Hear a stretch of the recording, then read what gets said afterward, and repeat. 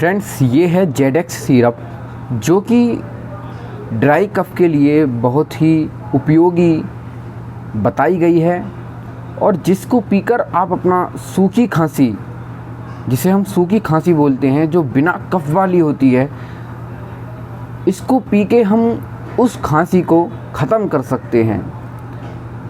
बात आई कि ये कितने डोज में होना चाहिए, तो 2 टीस्पूनफुल 3 to 4 टाइम्स एक दिन में, और अपनी डॉक्टर की परामर्श के अनुसार ज़रूर लीजिएगा। इसमें ये जो साल्ट हैं बहुत ही अच्छे काम करते हैं। वोकार्ट कंपनी की है और इसका जो प्रिंट रेट है वो है 131 रुपये, यानी कि आपको मार्केट में 120 तक की मिल जाएगी।